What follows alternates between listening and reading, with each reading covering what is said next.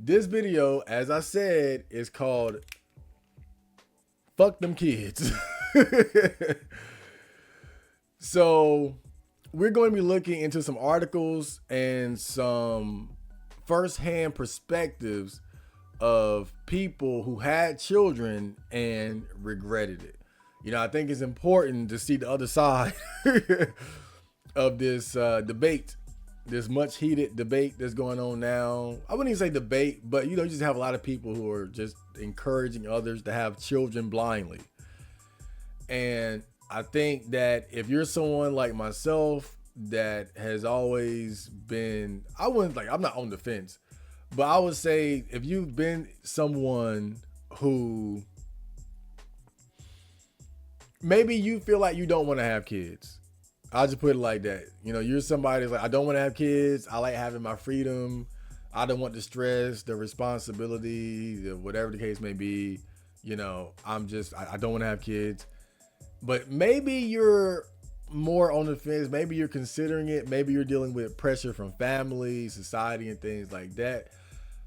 I think it's important to look at this side of the conversation, because this side of the conversation doesn't really get a lot of light shed on it, because it's very taboo to be a parent and to say straight up, I regret having children, right? That's a very taboo thing to admit to and to say, but it's definitely a real sentiment that exists. So we're going to kind of dive into this world of regretful parents and just see like what they feel like, why they feel the way that they do.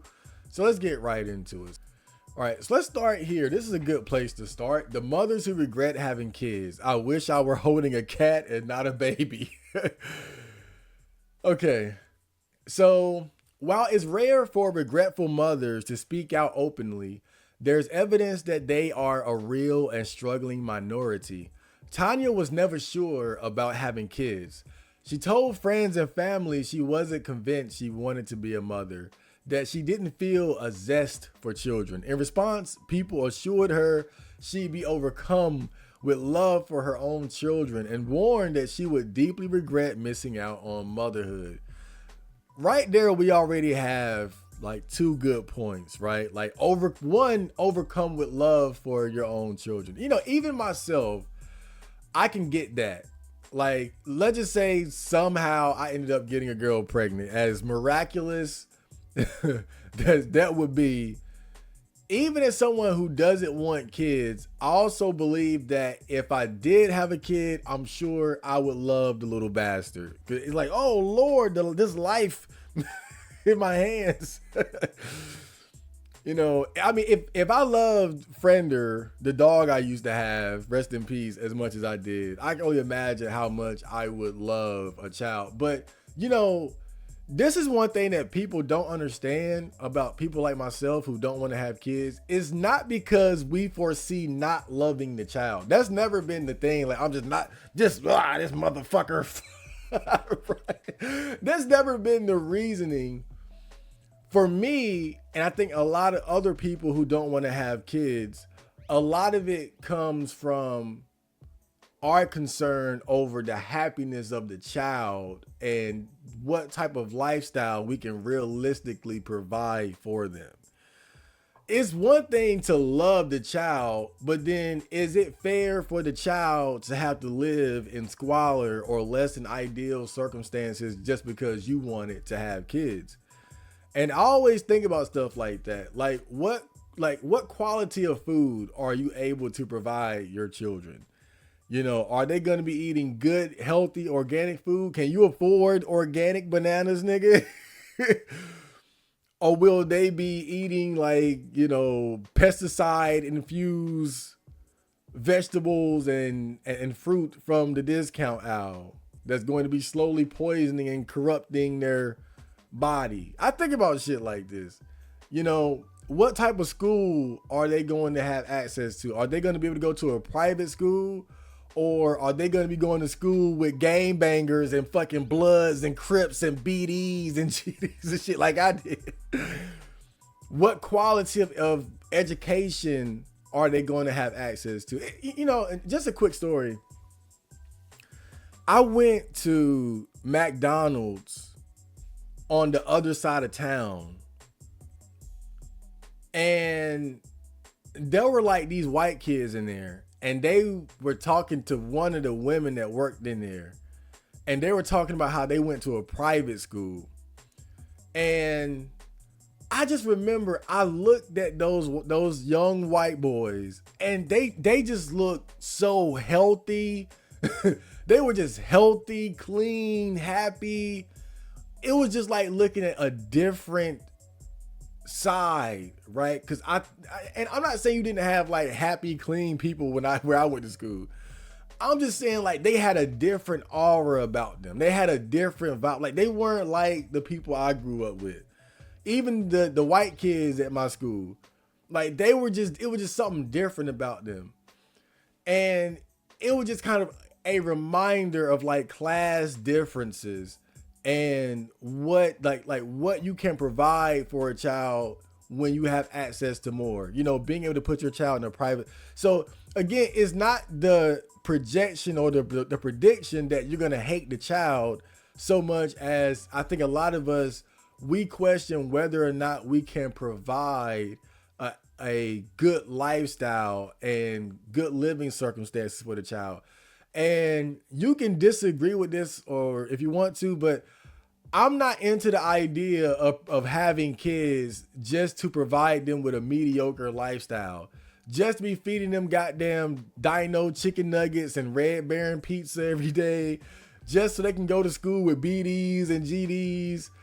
Just right, like just so they can be living in the projects or whatever. I'm not content with that. If I'm gonna have kids, I want to, you know, provide them with a better life. And then it also says, warned that she would deeply regret missing out on motherhood. So that's one of the scary things about, I guess, not just not having kids, but you know, for myself, I remember when I was in my early 20s and I was looking off into the future, knowing that I was embarking on a very unusual journey of, you know, embracing my virginity, embracing being single. I was kind of worried. I was like, you know, am I going to regret this when I'm in my 30s and 40s and now I'm at 32 and I don't give a fuck? But it is kind of scary though.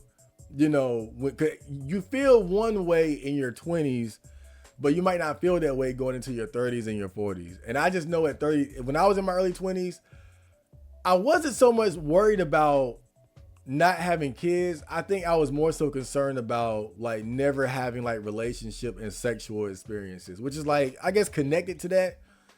But it was more so like my concern. And then I reached my 30s and I feel exactly the same way as I did then. You know, like I'm telling you, like people like me, we don't wake up like, damn, I don't have kids.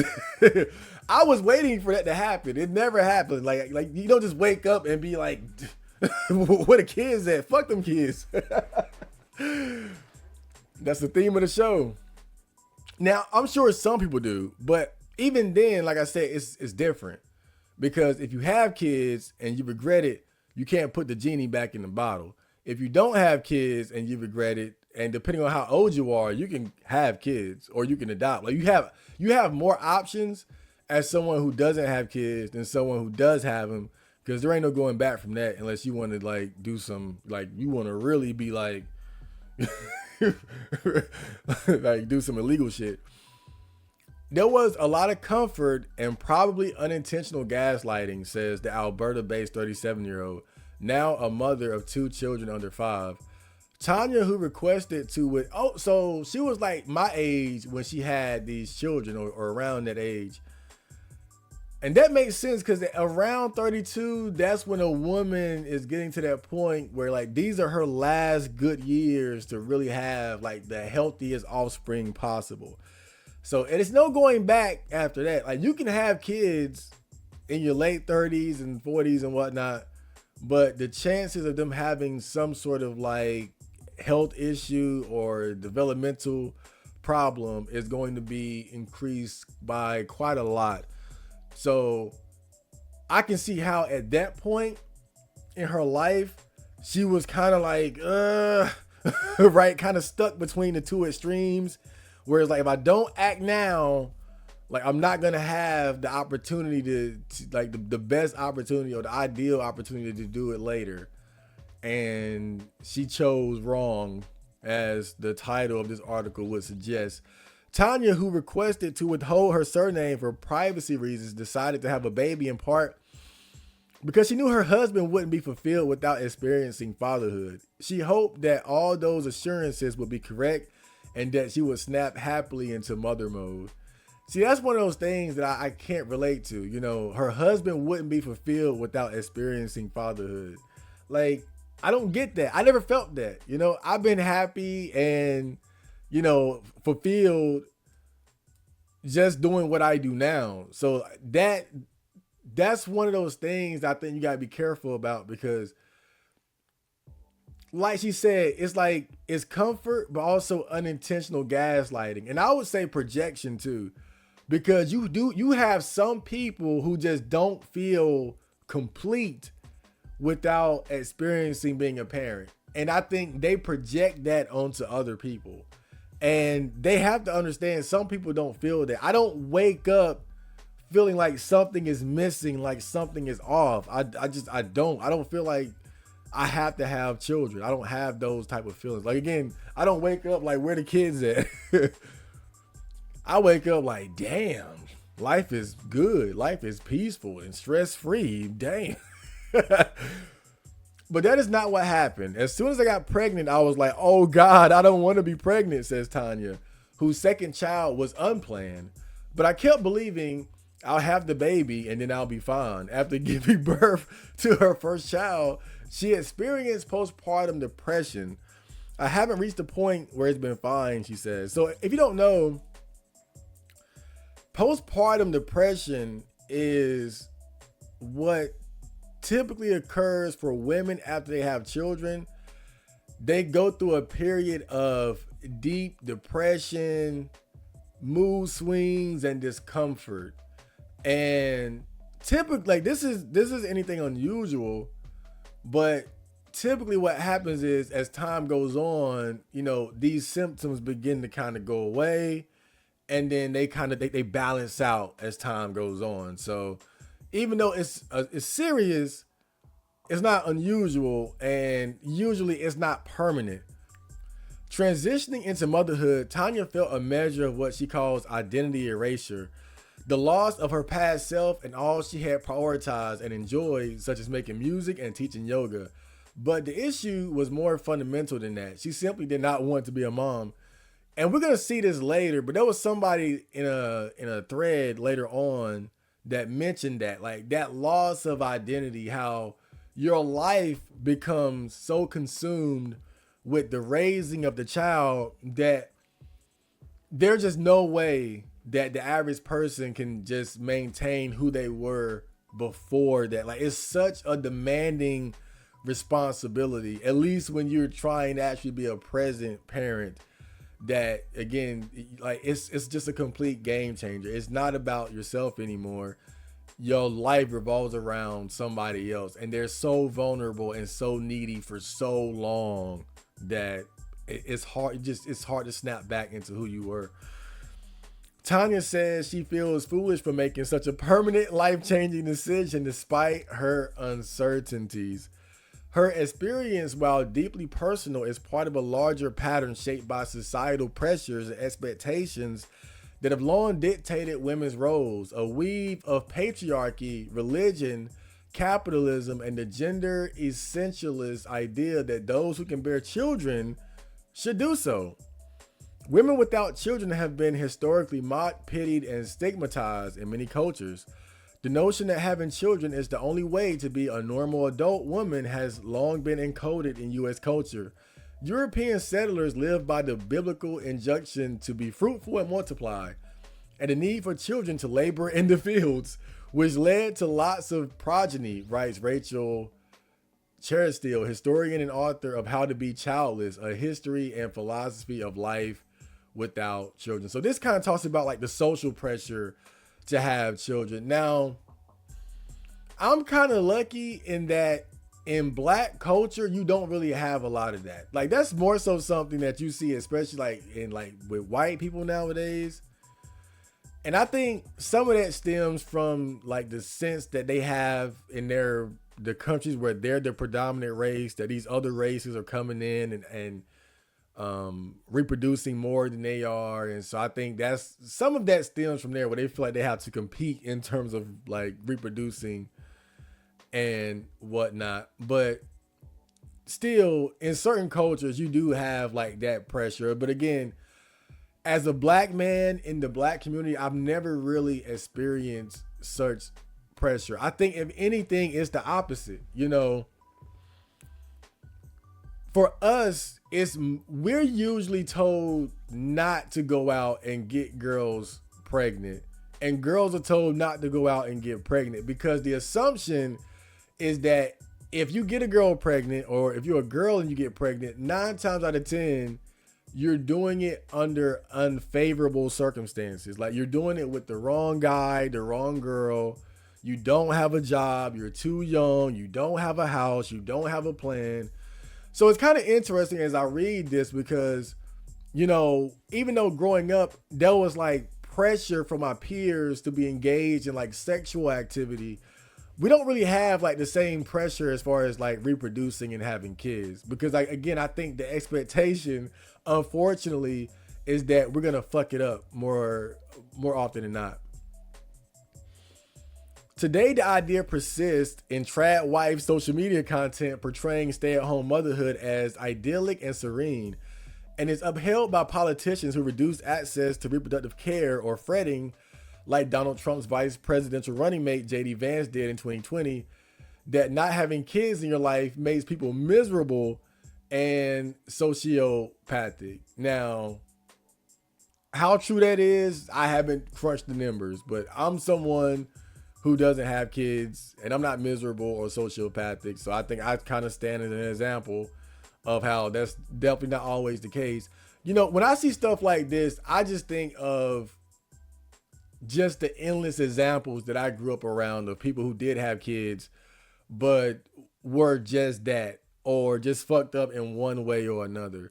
You know, it's kind of like when you look at, like my problem with when people talk like this is that they act like when you have kids like that, it's just always like things are just going to snap into place as far as like your love and your commitment for them.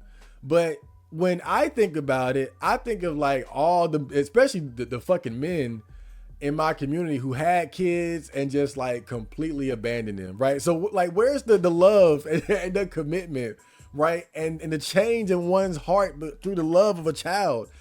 You know, because it's not like these men never held the child or never seen them. Most of the time in our community, when you have like these broken homes, the relationship will last a little bit after the child is born. It's usually shortly after that things begin to dissolve, you know. And then on top of that, I've seen mothers themselves who express very miserable and sociopathic type behavior. So I always question when I see stuff like this, because, you know, I see way more examples of people who have kids and it doesn't seem to really change them for the better as far as like their temperament, their mood and things like that. If anything, it'll make them more responsible, but I don't see it making them like better people the way that they're trying to describe. Yet a growing number of Americans are opting out of parenthood, with the percentage of adults under 50 who say they're unlikely to have kids increasing from 37% in 2018 to 47% in 2023, according to Pew Research Center. 57% of respondents who were unlikely to have kids say it's because they simply don't want them. Damn. Yeah. I just damn don't want them. We got another article here. I'm gonna skip that for now because I want to get to some like this Reddit post here. We're going to Reddit. I know, but we're going to Reddit. Don't at me. So it says, how many of you regret having children? So my brother-in-law's wife is so unhappy, and you can tell she really regrets having had children. I feel for her because she's always out and throws the responsibility of care on her husband and in-laws. So everyone judges her for not being motherly enough. But I feel that she is just miserable and doesn't know what to do. You can't decide not to have kids after you've had them. I think a lot of men feel this way and hide at work from their family, but it's less acceptable for women to feel this way. Damn, that's some real shit. You know, it's no secret that within the black community, we have a lot of issues of like broken homes and things like that, and men just straight up abandoning their kids. And I wonder how much of that plays a role into it, you know, because it's like I told you earlier, you do have those situations where women get pregnant and the man is gone before she even delivers the child. But in my experience, from what I've seen, a lot of times the father and the mother will be together for a short period after the child is born.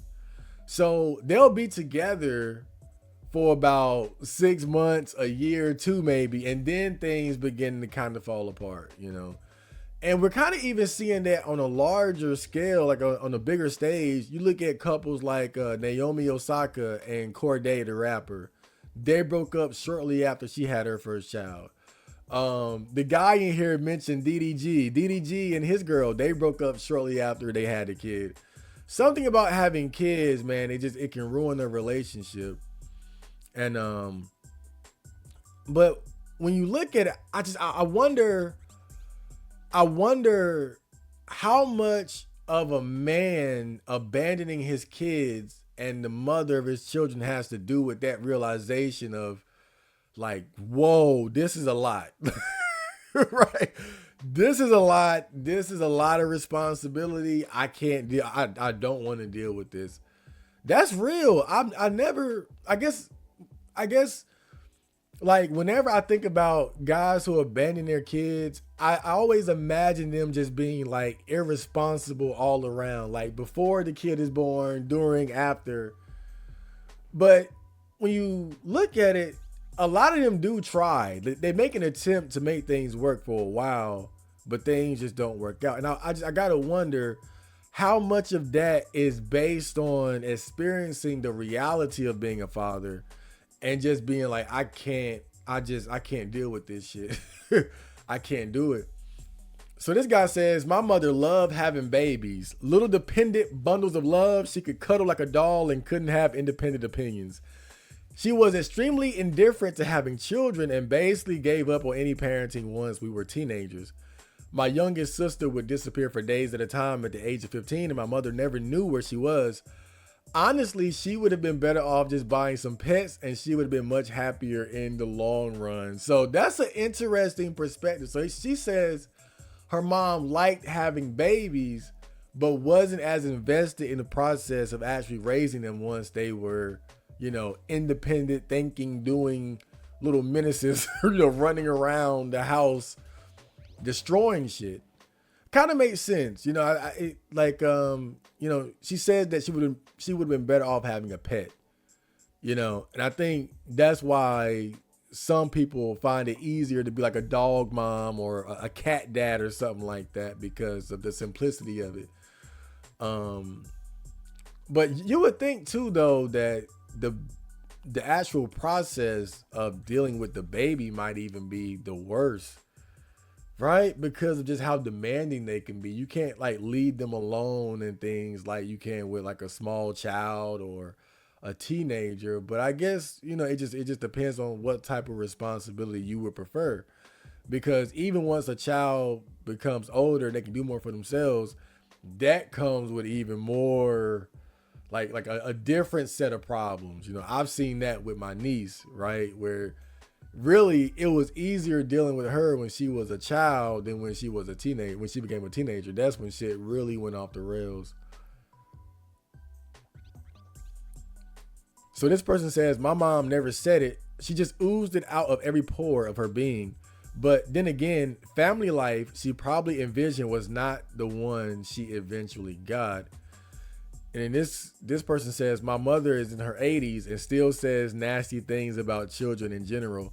and her own specific children making her miserable.